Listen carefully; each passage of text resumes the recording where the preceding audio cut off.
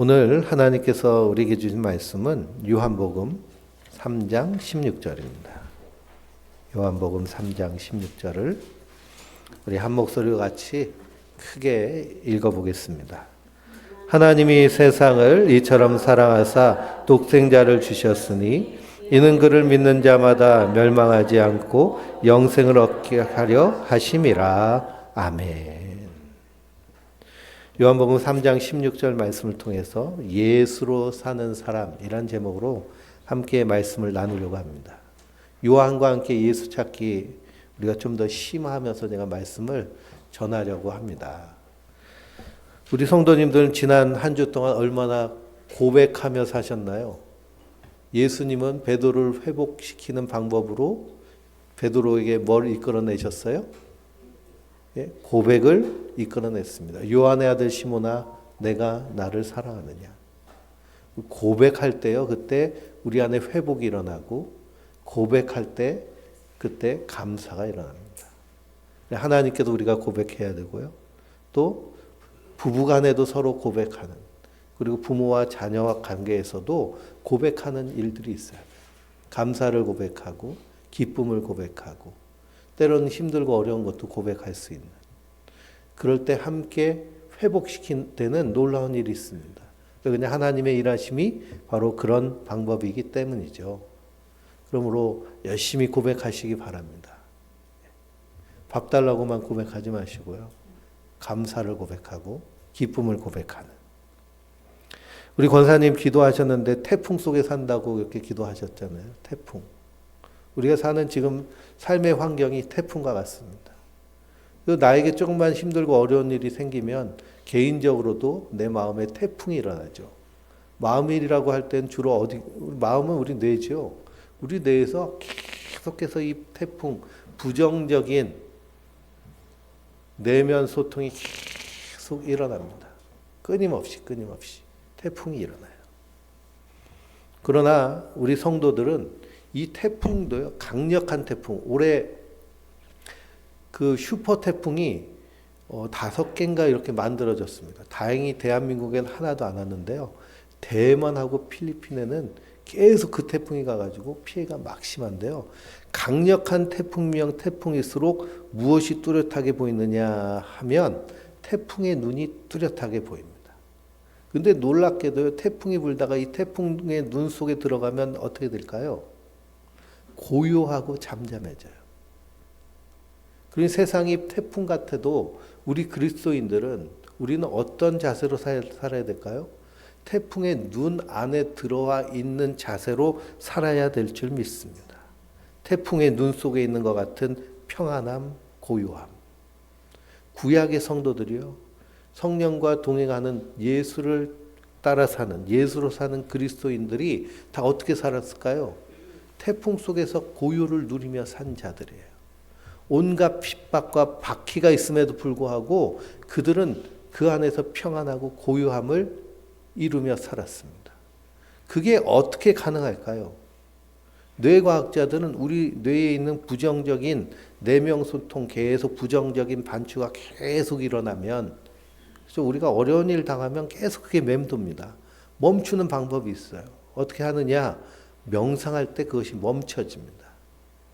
그러면 우리 그리스도인들은 어떻게 할 때 이 태풍의 눈 속에 있는 것 같은 평안함과 고요함을 누릴 수 있느냐라고 할 때, 우리의 정체성, 나의 정체성이 분명할 때, 나의 정체성이 분명하면 세상에 태풍이 불어온다 할지라도 태풍의 눈 안에 있는 안전함을 누릴 수 있습니다.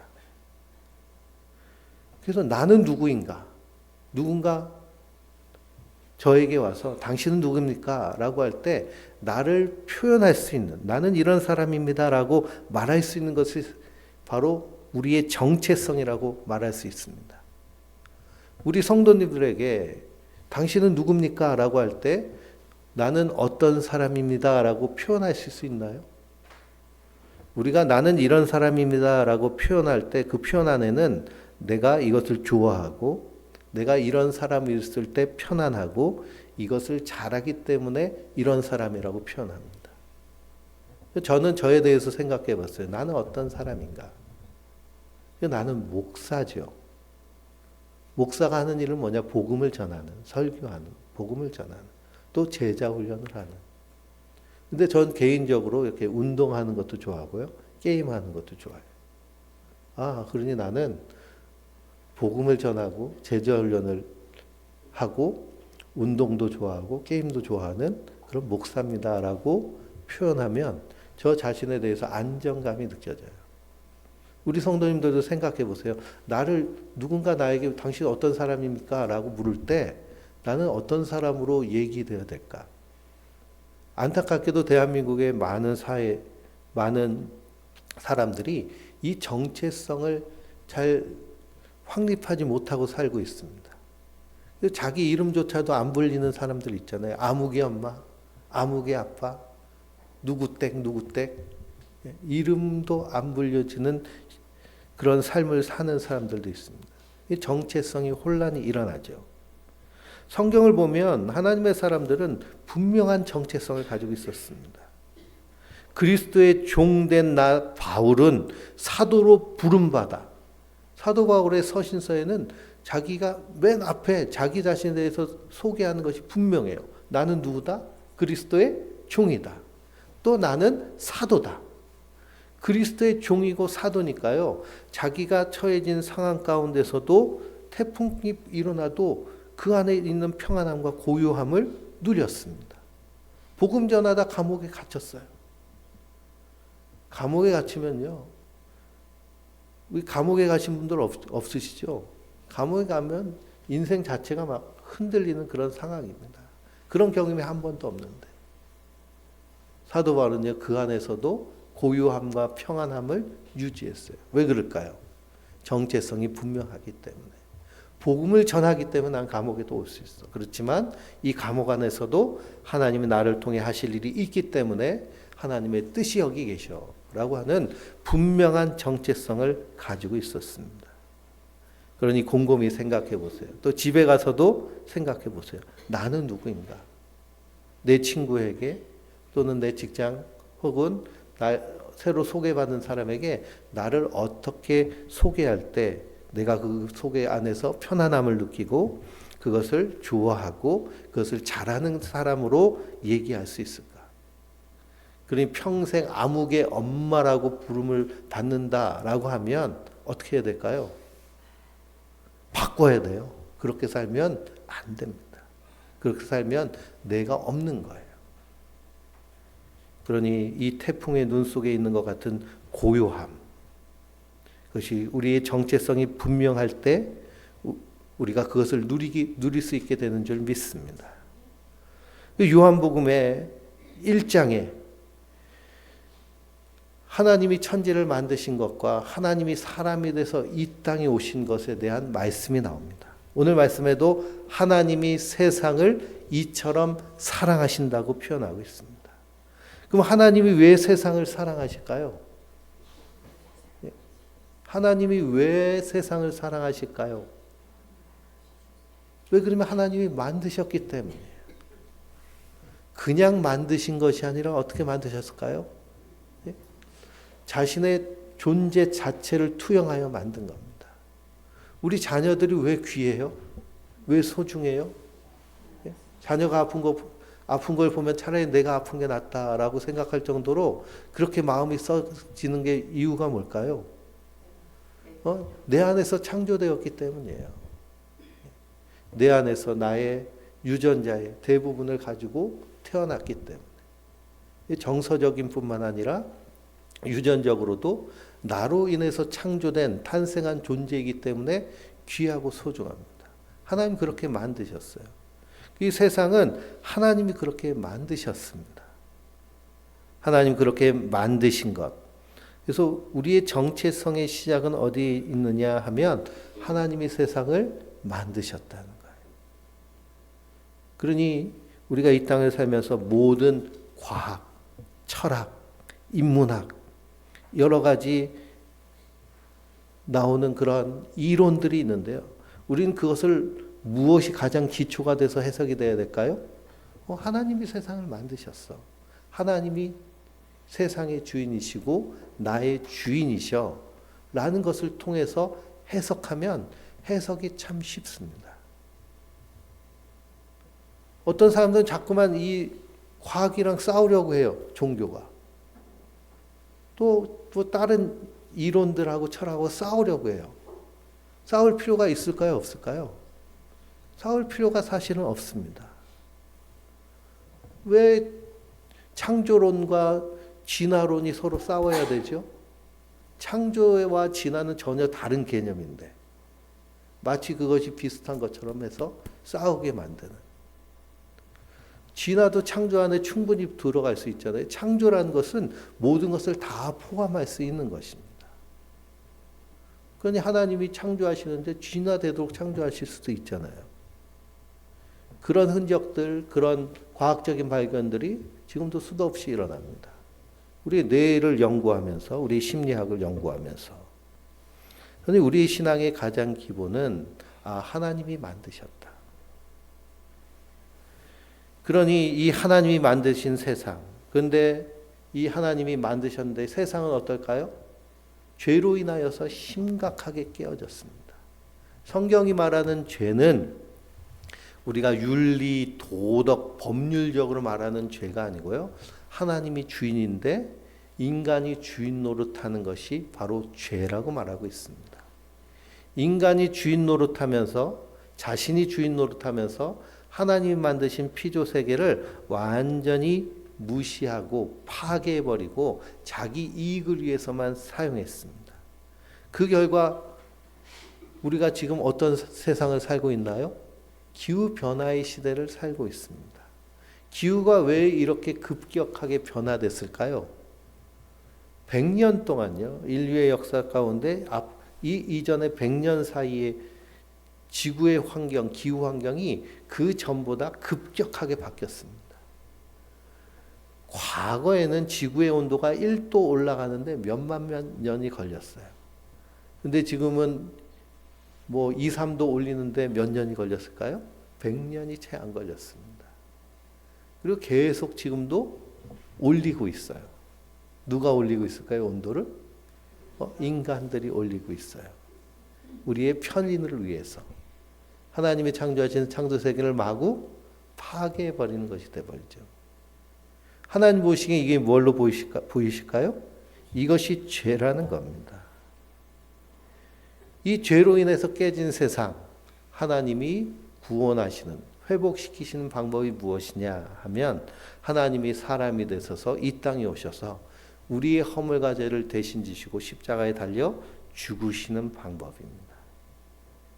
그래서 니고데모가 예수님께 나아가서 선생님, 당신은 이스라엘의 참 선지자입니다. 참 훌륭한 지도자입니다. 라고 할 때 예수님 뭐라고 하셨어요?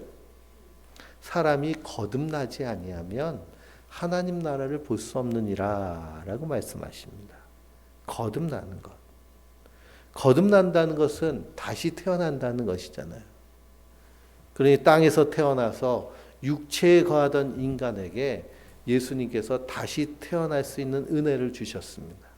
그것이 무엇이냐? 그 예수님을 믿고 그 예수님을 나의 스승님으로 섬기고 그 예수님의 말씀에 따라 산을 살 때 그 사람은 이제는 육의 사람으로 머문 것이 아니라 어떤 사람으로 바뀌는 걸까요? 영의 사람으로 바뀌는 겁니다. 육은 육이요, 영은 영이에요. 영의 사람으로 바뀌어서 이제는 하나님과 영적인, 그래서 하나님과의 관계가 시작됩니다. 관계에는 순서가 있어요. 항상 우리가 누구와 친해지기 위해서 관계를 맺을 때는 첫 번째는 인사를 잘해야 됩니다. 웰컴을 잘해야 돼요. 웰컴이 일어나면 서로 마음의 문을 열었으니 한 발짝씩 다가가는 거죠. 그 다음에는 서로 알아가는 겁니다. 자기의 얘기를 조금씩 내려 이야기하면서 서로를 알아가고, 알아가다 보면은 저 사람은 좋은 사람이구나라고 하면 어떻게 될까요? 좋아하게 되고, 관계가 깊어지면 사랑의 관계까지 이루어집니다.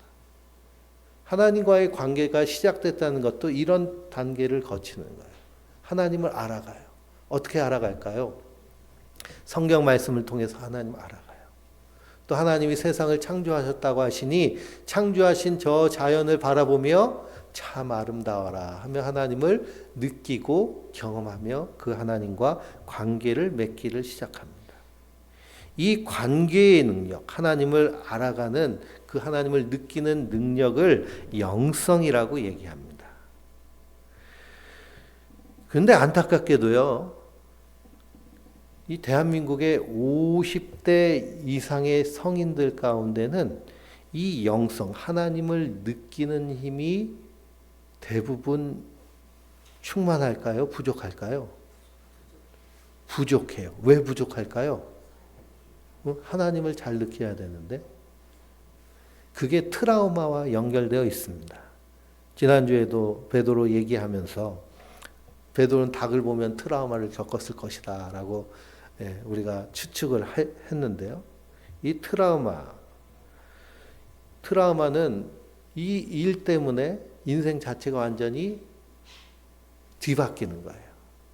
어떤 한 사건으로 인해서 인생이 바뀌어서 그전에는 활발했던 사람이 그렇지 못하고 자기가 고통 속에 아픔 속에 빠지게 되는 것이 트라우마인데요.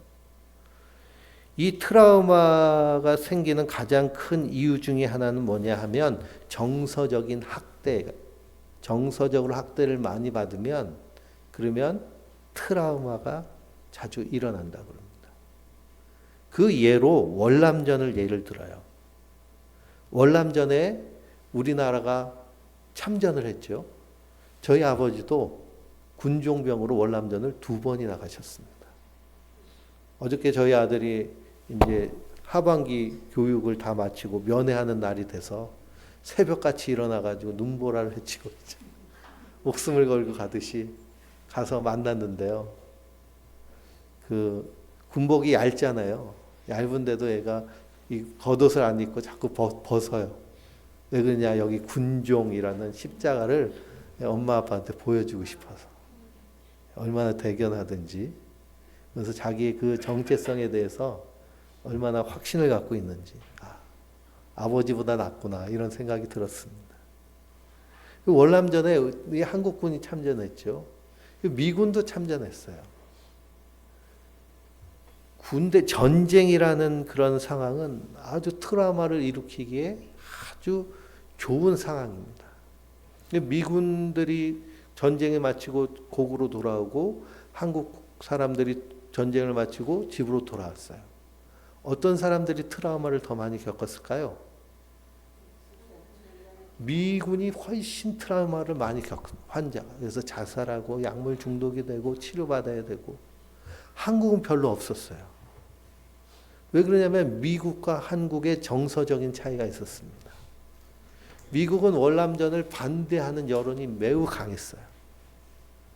그래서 전쟁 반대 막 데모하고 막, 그러니 전쟁에 참전해서 돌아온 군인들 향해서도 뭐라고 했을까요?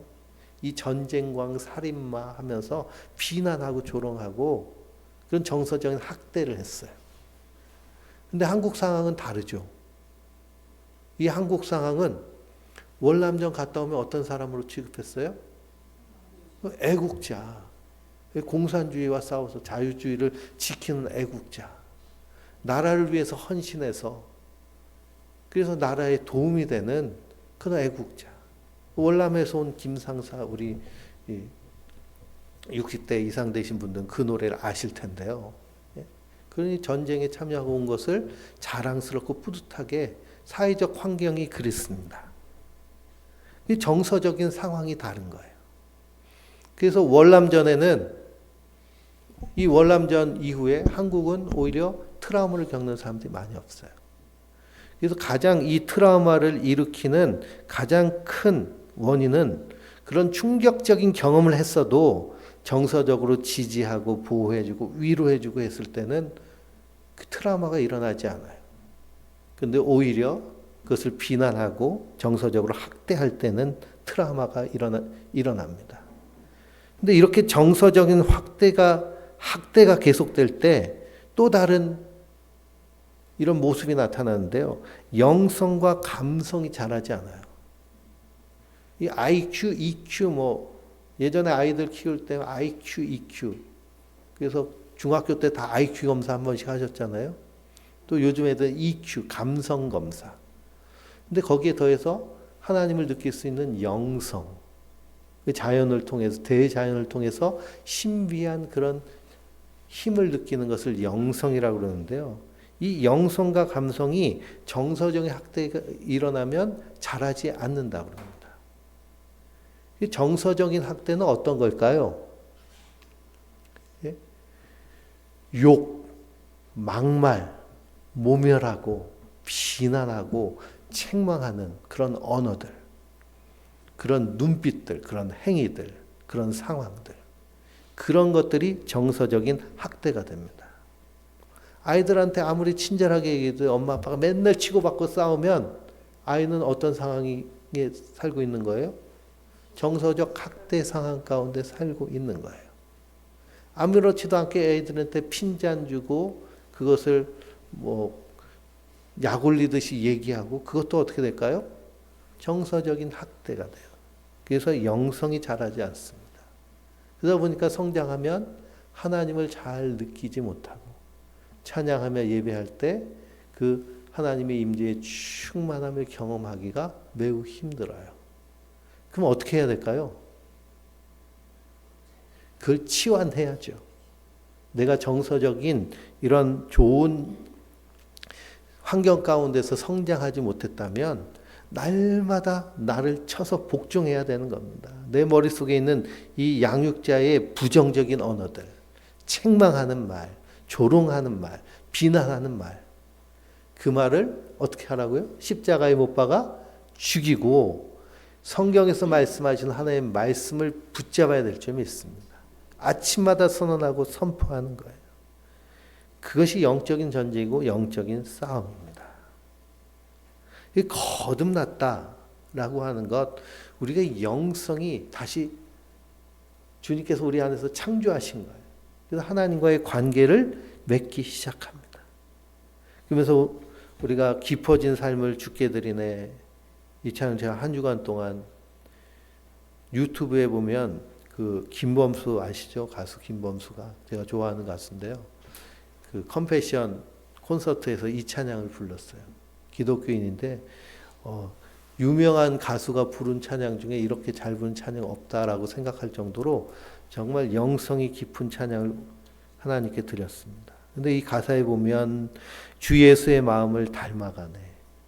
주 예수의 풍요를 채워가네. 걸음마다 주가 동행하시니 주를 의지하며 오늘을 걷네. 주님의 자녀로 명예 지켜가며 깊어진 삶을 주께 드리네.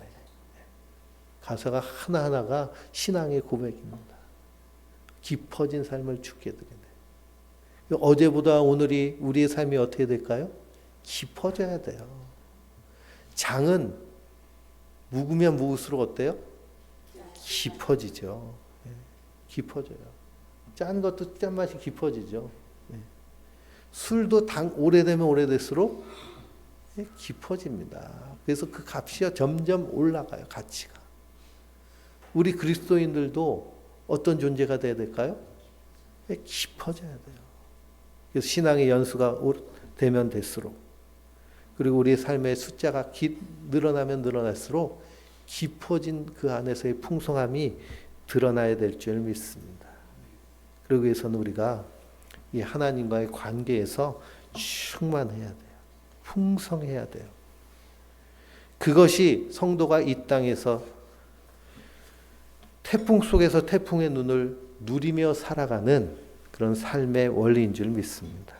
그래서 예수님은 누구를 먹으라고 말씀하세요? 나를 먹으라고 하시죠. 나를 먹으라. 내가 생명의 떡이니, 내가 생명의 밥이니, 내가 생명의 양식이니 나를 먹으라 하십니다. 말씀을 통해서 하나님, 예수님을 먹는 거예요. 또 하나님이 창조하신 피조 세계 가운데서 예수님을 먹는 거예요. 하나님을 먹는 거예요. 그 누림입니다. 그래서 우리가 어디를 여행 가도요, 그래서 자연을 보면서, 거기 환경을 보면서 어떻게 해야 될까요? 하나님을 찬양하며 누리는 거예요. 이게 태풍의 눈 속에 있는 성도의 모습인 줄 믿습니다. 예수님을 누리면 누릴수록, 맛보면 맛볼수록, 우리 미각도 이 맛을 느끼려고 노력하면 노력할수록 미각이 예민해집니다. 촉각도 마찬가지, 모든 감각이 마찬가지예요. 제가 헬스장에서 헬스를 하는데요. 이 가슴 운동을 해요. 가슴 운동을 할 때 이렇게 무거운 걸 들었다 놨다 하는데 이 처음부터 막 무거운 걸 막 들어대면 안 됩니다. 왜 그러냐면 여기에 있는 근육을 잘 느끼는 게 먼저 중요해요. 근데 가슴 근육을 느끼기가 쉽지가 않거든요. 그래가지고 가벼운 걸로 해서 계속 반복하면서 들었다 놨다 하면서 이 근육의 느낌을 우리 뇌가 느낄 수 있도록 거기에 집중하는 거예요. 계속 반복하다 보면 이게 잘 느껴져요. 그 다음에 무게를 늘리면 어떻게 될까요? 그게 커져요. 힘이 생기고. 미각도 마찬가지죠. 우리가 잘 음미하려고 하면 그 안에서 다양한 맛을 느낍니다. 그래서 흑백의 요리사 그런 그 넷플릭스의 프로그램을 보면 전 정말 놀랍더라고요. 그 백종원 씨라든지 또 안성재 셰프라든지 이 눈 감고 음식을 먹는데 다 맞춰요. 무슨 재료가 들어갔는지 다 알아요. 그 심사를 그렇게 하니까 음식을 만든 사람들이 감히 그 사람한테 당신 이 심사가 잘못된 것 아닙니까라고 도전하지 못해요. 그만큼 잘 느끼기 때문에. 근데 우리가 말씀을 누리면 누릴수록 어떻게 될까요? 이게 더 깊어지고 예민해져요. 우리 영성도 마찬가지고요. 우리 영감도 마찬가지입니다. 그래서 세미하게 느끼는. 근데 정서적 이 학대 상황 가운데 오래 있는 사람은 자기의 그런 그 마음의 느낌, 감성들을 자꾸만 무시하려고 해요. 한국 사회는 그런 게 강하거든요. 그래서 맛을 보는데 사람이 똑같은 된장을 먹어도 느끼는 맛이 다 다르잖아요. 어떤 사람은 짜다고 얘기하고 어떤 사람은 고소하다고 얘기하고 어떤 사람은 깊이가 있다고 얘기하고 한국 사회처럼 이렇게 한국말처럼 표현이 풍성한 언어도 없습니다. 정말 좋은 언어를 가지고 있어요. 그래서 내가 느끼는 것을 잘 표현하고 잘 누릴 수 있어야 됩니다. 하나님 말씀도 마찬가지. 하나님이 세상을 이처럼 사랑하사라고 할 때 이처럼이라는 이 세 글자도 우리가 씹을수록 어떻게 될까요? 더 깊어지고 충만해집니다. 사랑하사도 마찬가지예요. 사랑하사도. 이처럼 사랑하사라고 할 때 가장 먼저 연상되는 것은 십자가의 사랑입니다. 그럼 예수님께서 십자가를 지시기까지 어떤 계획과 준비를 하셨느냐라고 우리가 성경을 통해서 쭉 살펴보면 창세기에서부터 얘기할 수밖에 없어요. 태초부터 하나님이 이미 준비하시고 예비하신 그 우리를 사랑하는 사랑의 일을 행하시라고 예비하십니다. 왜 그러실까요? 하나님이 얼마나 우리 인생을 사랑하시는지를 보여주시기 위함이에요.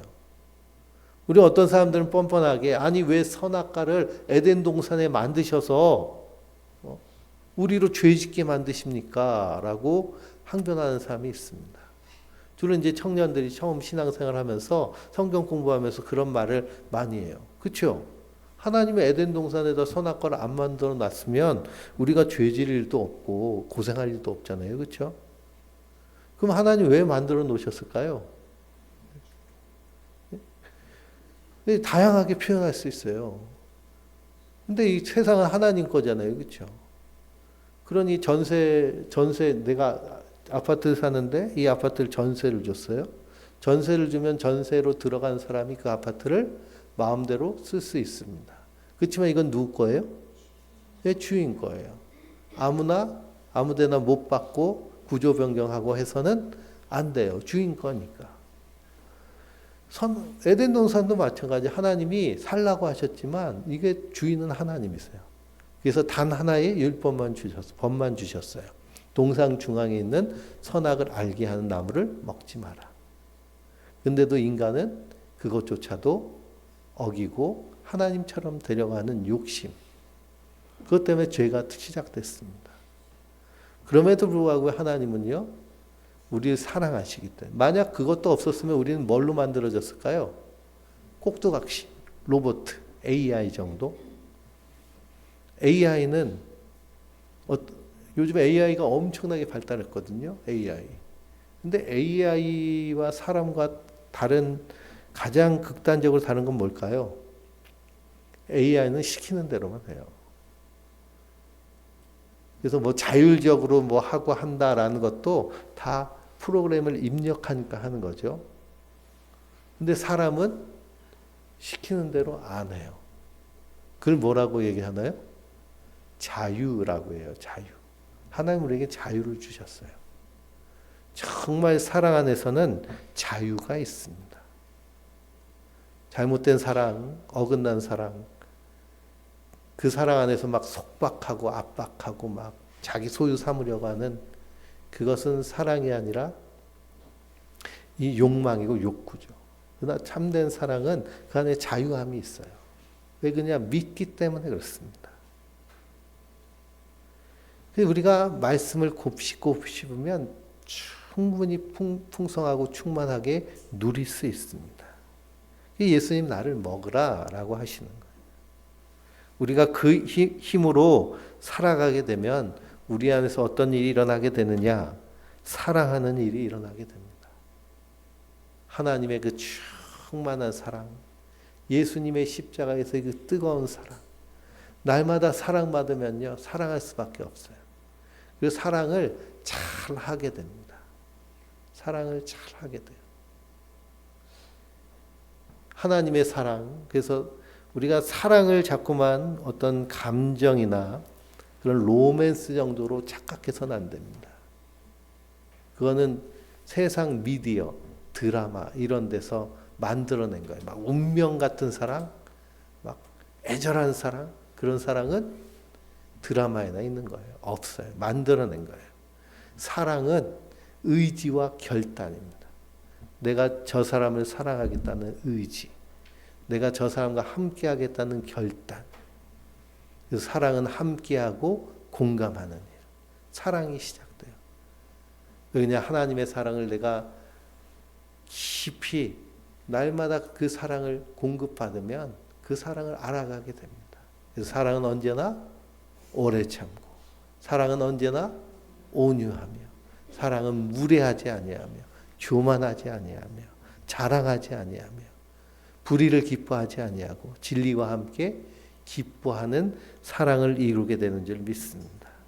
그러면서 예수님 내가 너희에게 새 계명을 주노니 서로 사랑하라 라고 하시는 거예요. 서로 사랑하라.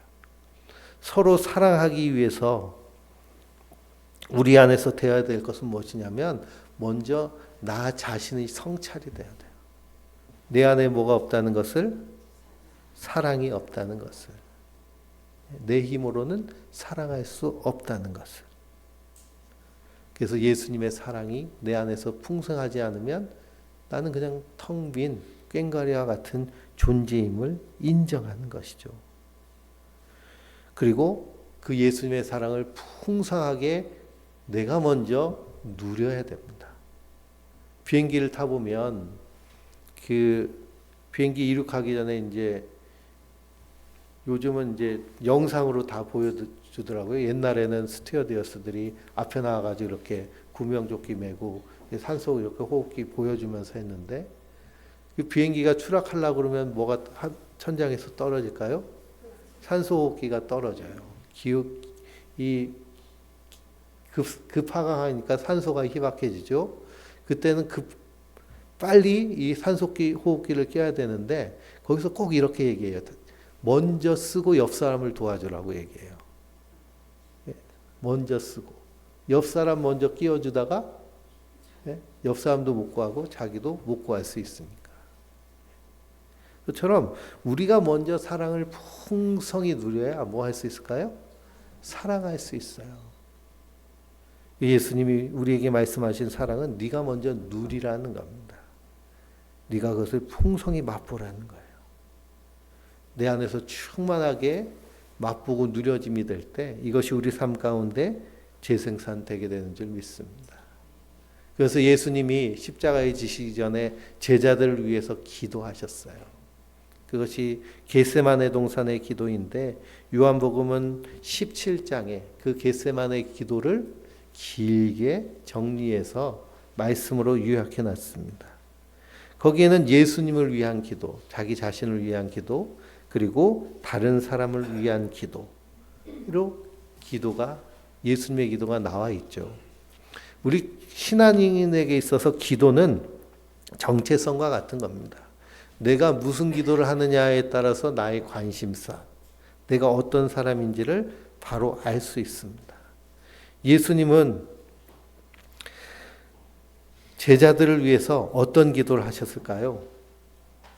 첫 번째는 제자들이 함께 공동체를 이루어서 하나님 나라를 살아내기를 위한 기도를 하셨습니다. 그리고 두 번째는 그들이 구별된 삶을 살기를 원하셔서 기도하셨어요. 세상과는 다른. 세상에 막 태풍이 불어날 때 우리 그 토네이도 미국 영화들 보면 토네이도가 확 휩쓸고 가면 한 마을이 다 초토화되는데요. 그러면 자동차고 사람이고 다 빨려 들어가서 빙빙빙 돕니다. 빙빙빙 돌아요. 세상 속에 사는 것은 그런 모습이에요. 그러나 그 태풍의 눈 안에 있다는 것은 거기에 휩쓸리지 않는 모습인데요. 그것을 위해 예수님은 기도하셨는데 이것을 성경은 거룩이라고 얘기하는 겁니다. 거룩 안에서 나타나는 감성적인 특징이 세 가지가 있어요. 항상 기뻐하고 쉬지 않고 기도하고 범사에 감사하는 모습. 또 예수님은 제자들의 사명을 위해서 기도하셨습니다. 그런 삶을 살아내므로 말미암아 세상 가운데 이런 삶도 있어라는 것을 보여주라는 거예요. 그리고 그 보여준 것을 통해서 하나님 나라를 소망하며 사는 삶을 위해 예수님은 기도하셨습니다. 이번 주에 그 정혜원 작가가 북콘서트를 하는데요. 저는 가가지고 아주 은혜 받으면서 잘 들었습니다. 그런 작가의 그 북콘서트를 이렇게 직접 가가지고 보고 얼굴 보고 악수도 하고 사인도 받고 한다는 것은요. 사실 쉽지가 않아요.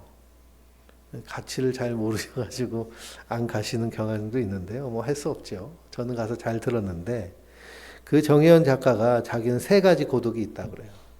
이 작가는 자기를 소개할 때 책을 좋아하고 동물을 사랑하는 라디오 PD라고 얘기를 하더라고요. 책을 좋아하니까 책을 많이 읽어요.